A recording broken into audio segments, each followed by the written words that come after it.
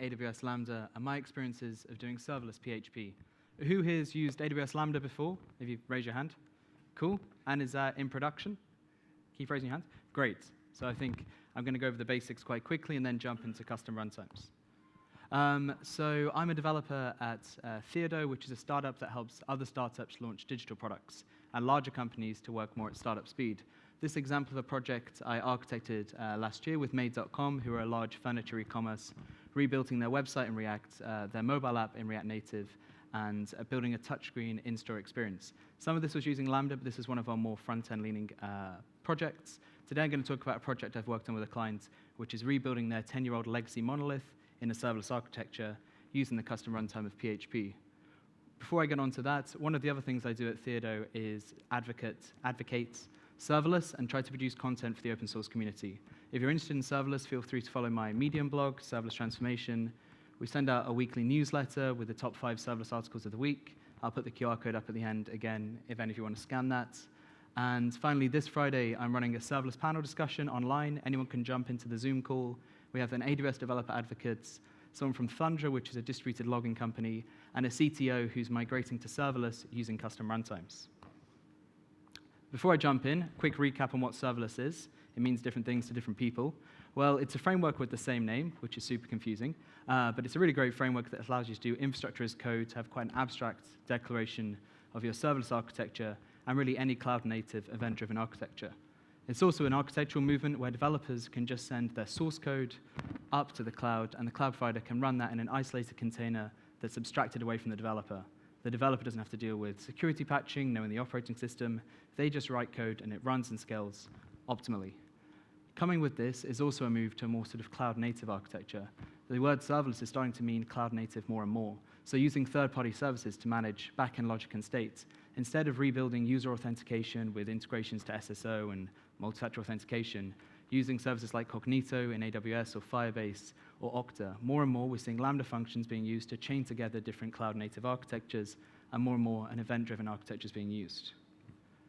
Why do people do serverless? Well, you can save money. It does depend on your use case, but in a lot of cases, servers are not doing much for a lot of the time.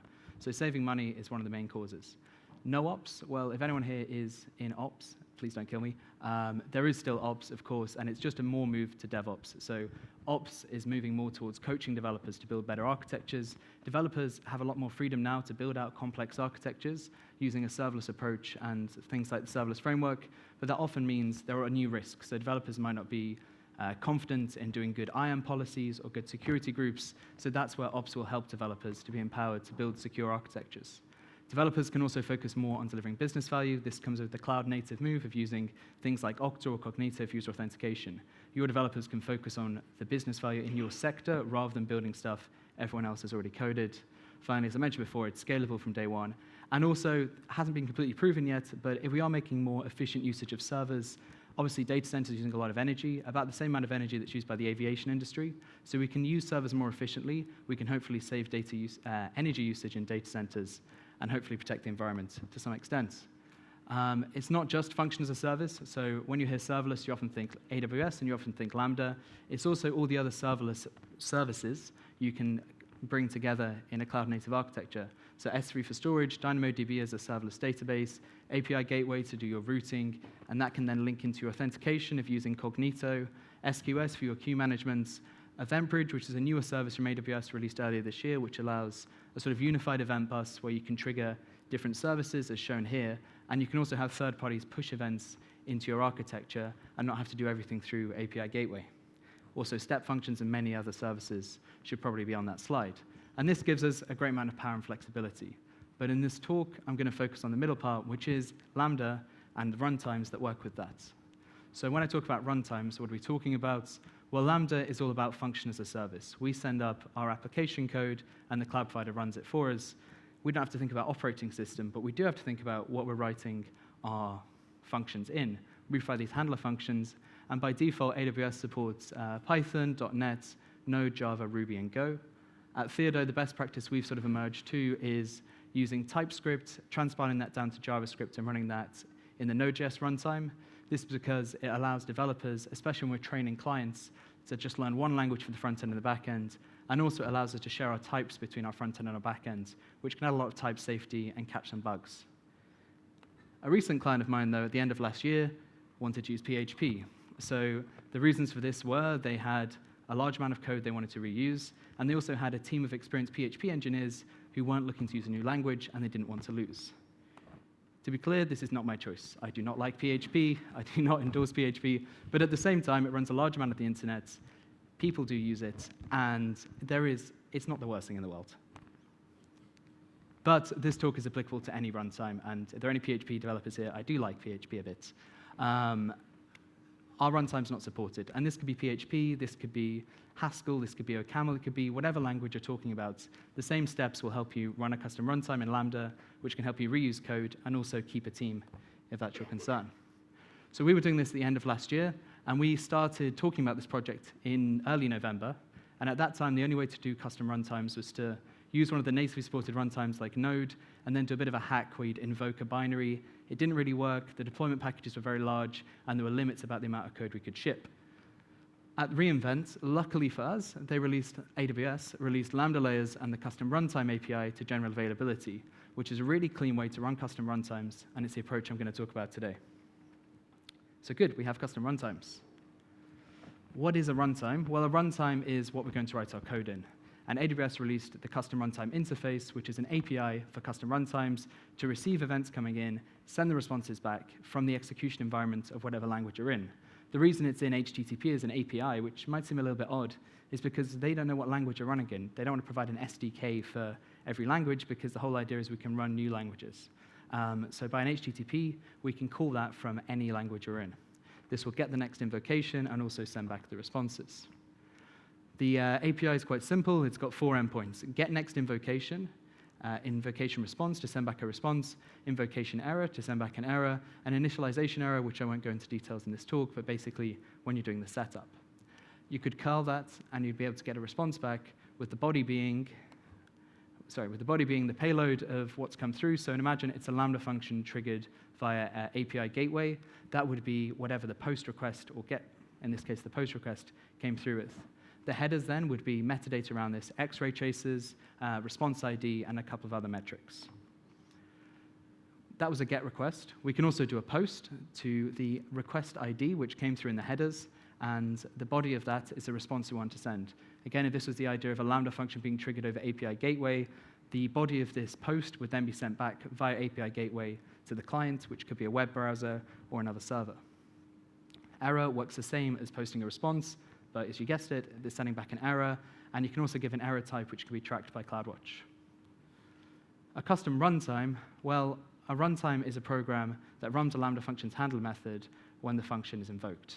So we've got Lambda, which is managing everything about the servers, which we pretend don't exist. We have our handler function, and the custom runtime is what's going to run the handler function and tie together those two worlds.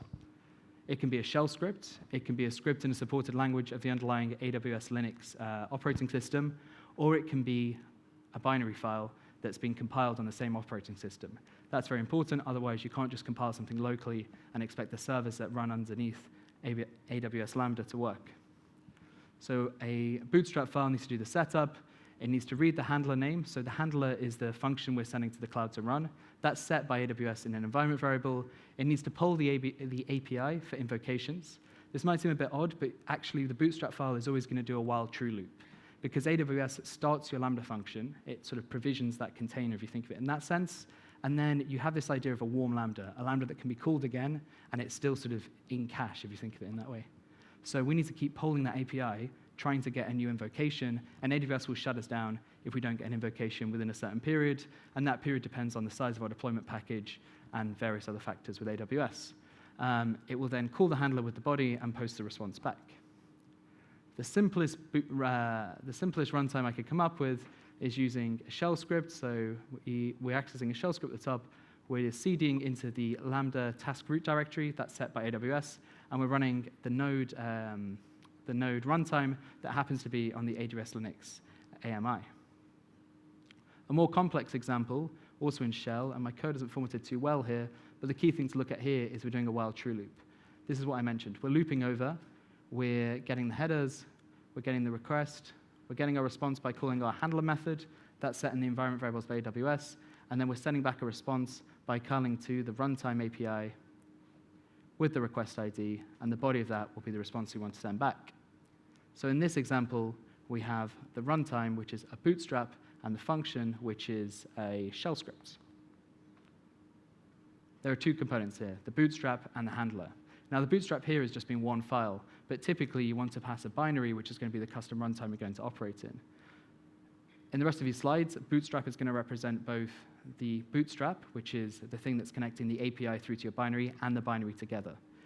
I'm not sure I made it clear earlier, but the file we were writing in was the bootstrap file with no extension. That's what AWS knows is tying those two worlds together. As you'll notice, for PHP, the bootstrap and the underlying binary are way bigger than the handler function. So if we're deploying multiple functions, this gets quite unmanageable. This is, first of all, taking up code storage, which there is a limit on in AWS, and we're also having to deploy that large dependency every time, which makes developers quite annoyed as they try to deploy hot fixes or are deploying on their local development stack. And that's where the second part of AWS announcements last year comes into play, layers. Now, layers are a zip archive that allows us to share libraries, custom runtimes, and other dependencies. You can have them accessible to your function without having to deploy them every time you deploy your function's handler function. I've said function many times there, sorry. But here we have 3 handler functions, so 3 different Lambda functions in the cloud. We have one bootstrap file that's shared in a layer. And the key thing here is we're only shipping that bootstrap file once, only deploying that once. We can then deploy these smaller handler functions much more quickly and much more manageably because they don't have to deal with the complexity of the custom runtime. So it reduces our package size. It reduces the amount of times we have to deploy these large dependencies. It's likely that the binary that you're deploying isn't going to change that often. You're going to change it when you have an update to the language or when AWS updates the underlying operating system, which does happen from time to time. And there is I think it's a soft limit, but a 75 gigabyte limit on storage of code in Lambda per account. So in our case, if we're shipping that PHP binary every time, that's going to dig into that soft limits. On the AWS interface, to build a layer, you open up your Lambda function, you can click layers, you can click add a layer, and then you upload a zip. The zip would be what we just saw before, that runtime and bootstrap file. Luckily for us, we have serverless, and we can do infrastructure as code. So really simply, we just have layers. We've named it PHP 7. We've given a path to a directory which has both the binary and our bootstrap file. We then have a function called hello, and we're referencing the PHP 7 layer there. And that's all we have to do to have a custom runtime in AWS Lambda. But how do we get the binary file that works with that bootstrap? As we are actually running on an underlying AWS server, we need to make sure our binary is compatible with that server. So we need to find the latest AMI that's being used by that's being used by AWS. We need to spin up a large EC2 instance or a different size EC2 instance. It just depends how impatient you are. Follow the steps to download and build the binary for your language. In PHP, those steps are quite simple. SCP that down to your local machine. Then create a bootstrap file and give it the permissions of executable. And in that bootstrap file, you're going to do that while true loop linked to the AWS API, the custom runtime API, to get the next invocation, and then call a post to send back a response or an error depending what happens. You'll then zip that up together and ship that to AWS as a layer. For PHP, the bootstrap looks a bit like this. Code formatting's gone a bit off again. But here we're saying shebang/ops/bin/php. We've access to that because we put it on our layer. Anything in our layer goes into the op directory. So it's a bit meta, but our bootstrap file is using the binary we shipped with the bootstrap file to run. So by using the declaration at the top of the file there, we're saying what binary we need to use to run this file. We've then got just a comment of the operating system, so we know what version this was compiled for. We've got a get next request function, which all it's doing is using Guzzle, which is a PHP library for network requests. It's making a request to the AWS Lambda Runtime API with the version and invocation/next. With that, it's then going to return the invocation. We have a send response function, which is taking the invocation ID, which was delivered in the headers when we called that get next request function, and it's going to take the response that the handler function is wanting to pass through. We'll then use Guzzle again, and we'll use the AWS Runtime API. We'll give the version. We'll call a post to invocation, give the invocation ID, and as a body, we'll pass the response. This is the important part. We've got a do while true, and everything seems to be commented. But here we're calling get next request. We're going to find our handler function. We're going to get the response from that handler function. And then we're going to call send response, that function we saw before, with the request ID and the response. And that's all we need to do to get PHP running as a custom runtime. If you want to see more detailed steps on how to do that, I wrote a blog article which is on our blog, which we migrated to Gatsby yesterday, actually, which is why the formatting is broken. OK, so I've gone through quickly how we build a custom runtime and deploy it. What are the negatives of that? Well, the first negative using a custom runtime is that local development becomes more complicated. Although in a serverless architecture, every developer can have their own environment, there are tools we want to use locally, like Xdebug for PHP, or whatever debugger in your language. You can't do that very easily if you're running your code in Lambda, so you want to run your code locally sometimes. Well, normally you could use the serverless framework, or SAM, AWS's own infrastructure as code for serverless, and local invocation is quite easy. With a custom runtime, we obviously have our bootstrap and our handler function we talked about before. To get that working for local dev, you need to write a local bootstrap file and have a web server. So your web server is very simple. All it's doing is basically requiring your custom runtime and passing any request that comes into your custom runtime. Your local bootstrap file will read the request that the web server passes through and will just invoke your handler function directly. It won't do a while truly because this web server is going to call it every time. And that's how we've added a local web server to serverless, which is quite confusing. But this allows us to do Xdebug really easily, or whatever debugger you're using, allows developers to run locally, which should still be tested in the cloud, but can have a faster feedback loop for developers. This slide quickly just outlines how we work on our project. So we have production and staging. They both have their execution roles, and let's say 3 Lambda functions with 3 different handler functions. We have a CI, which has a staging deployment IMA key and the production key. And then we have 2 developers. So each of these developers has their own stack, and they could have multiple stacks for different feature branches. Developer 1 has an execution role and a deployment role for developer 1's stack. This means that developer 1 can send this code to here, and it will run. But it also means because it has the execution role, it can, when we've used that local bootstrap file, run the code, but still access, let's say, DynamoDB or whatever cloud services we're using via the AWS SDK and have implicit authentication there.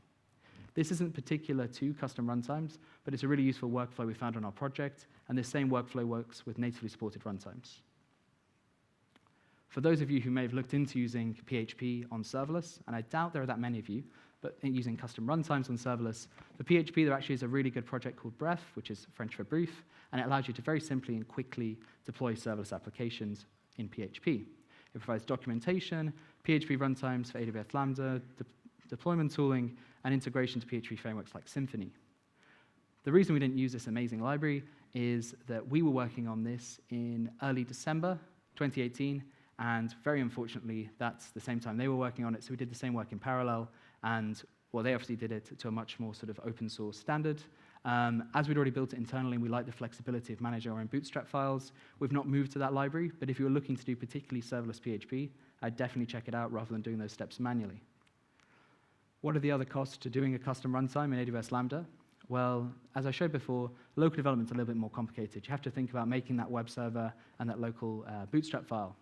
You have to manage the layers, so different versions of your layers. If you have, say, one layer that's shared by all developers and production, and someone decides to update that, you could break all your Lambda functions across your whole stack instantaneously. So there's a little bit of thought that has to go around how you manage those. Updating the underlying language when there's minor updates to, let's say, PHP, that's a step you're going to have to do. And in our project, we actually got a complete CI for that, so we can trigger a Travis build, which goes through and builds our custom runtime binary, and then puts that as a layer available to the developers. And one final point is AWS sometimes update Linux, their underlying AWS Linux. This happened earlier this year, and that, for PHP, caused some breaking changes around how OpenSSL works, and that's complexity we had to deal with. If you're using a natively supported runtime, you don't have any of those issues, and that should be your default position. But there are situations where there's code reuse or other developers you need to onboard who won't move from a particular language, and that's where custom runtimes are quite useful. So the custom runtime API lets you run any binary you want. Lambda layers are a great way to share large dependencies like your runtime or your bootstrap. They're also a great way to share code in a monorepo or multi-repo approach. And if you're doing sort of machine learning models, it can also be a good way to share data to your Lambda functions, which have some limits around what you can deploy. Lambda layers reduce your deployment size, which makes deployments faster on CI, and also for local developers getting a feedback loop. And AWS Lambda is an extremely flexible tool, and you should use it wisely. Basically, use natively supported languages where you can, but when you need to, use Lambda layers and the custom runtime API, and we're getting good results in production, and it's working quite well for our team. As I mentioned before, I do run a blog on serverless transformation. Feel free to check it out. The serverless newsletter, I'll show the QR code again, and it's on the last slide. That goes out weekly with 5 articles from the serverless community.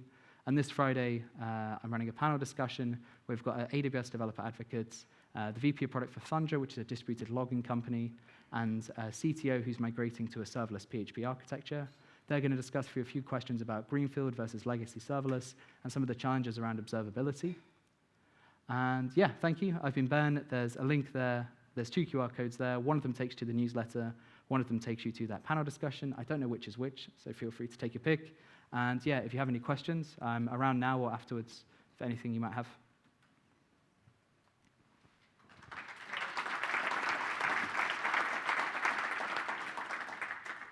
I think you had a question? One question only. So, if AWS updates underlying Linux that runs the Lambda function, do they give you any notice? Is like any chance you can prepare for that, or just breaks all the solution? So it would only happen when you update your Lambda function, and you would know at that point.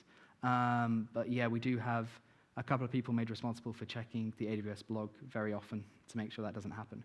It is a fear we have. Any other questions? Okay, thank you. Thanks very much.